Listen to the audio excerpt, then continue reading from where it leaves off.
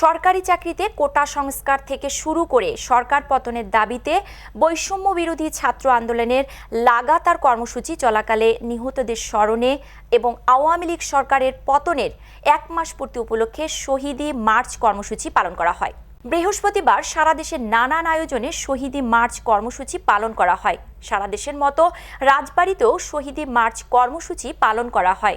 আওয়ামী লীগ সরকারের পতনের পর ছাত্র জনতার সমর্থনে সরকার গঠন করে নোবেল বিজয়ী প্রফেসর ডক্টর মোহাম্মদ ইউনূসের নেতৃত্বাধীন অন্তর্বর্তী সরকার। ছাত্রদের প্রতিনিধি হিসেবে সরকারে যোগ দেন নাহিদ ইসলাম ও আসিফ মাহমুদ, যারা বৈষম্য বিরোধী ছাত্র আন্দোলনের সমন্বয়কের দায়িত্ব পালন করেছিলেন।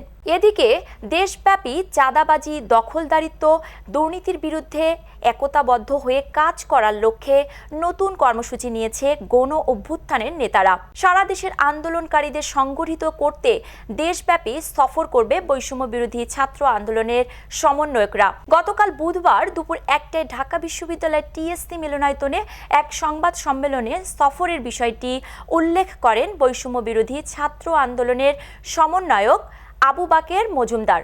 তিনি বলেন, সকল বিভাগ, জেলা ও উপজেলা শহরে সমন্বয়করা কয়েকটি দলে ভাগ হয়ে সারা দেশে সফর করবে। এদিকে সংবাদ সম্মেলনে আজ ছাত্র জনতার গণ অভ্যুত্থানে শহীদদের স্মরণে শহীদি মার্চ করার ঘোষণা দিয়েছে সমন্বয়ক সার্জিস আলম।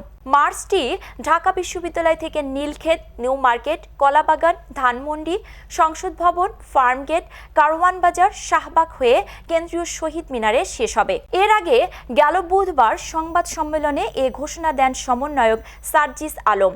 এ সময় তার সঙ্গে হাসনাত আবদুল্লাহ সহ কয়েকজন সমন্বয়ক ও সহ সমন্বয়ক উপস্থিত ছিলেন।